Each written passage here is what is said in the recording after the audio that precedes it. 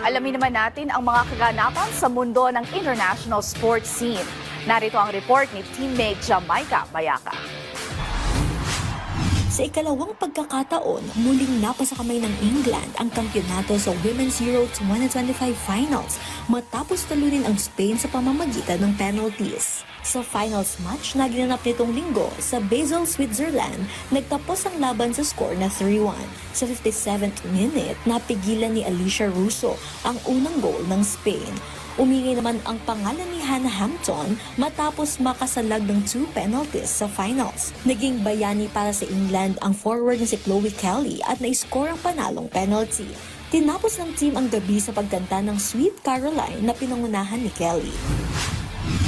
Sa balitang wrestling, nagbigay pugay ang World Wrestling Entertainment o WWE sa kanilang legendary wrestler na si Hulk Hogan na pumanaw noong Biyernes. Nagsagawa ng 10-bell salute ang wrestling promotion sa pangunguna ng kanilang Chief Content Officer na si Triple H. Si Hulk Hogan na isa sa most accomplished wrestler ng dekada 80 hanggang 2000s.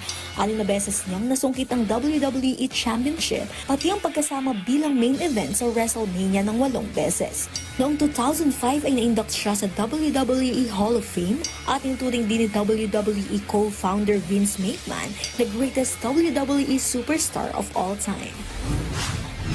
Samantala, isang malungkot na balita naman ang nangyari sa mundo ng gymnastics. Matapos na maaksidente ang Italian artistic gymnast na si Lorenzo Bonicelli noong nakaraang linggo.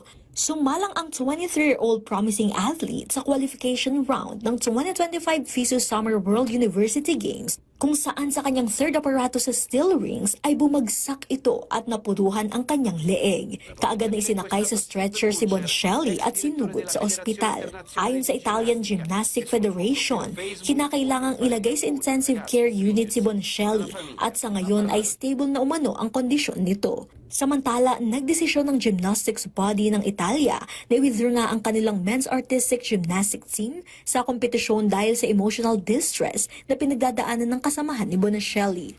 Jamaica Bayaca para sa Pambansang TV sa Bagong Pilipinas.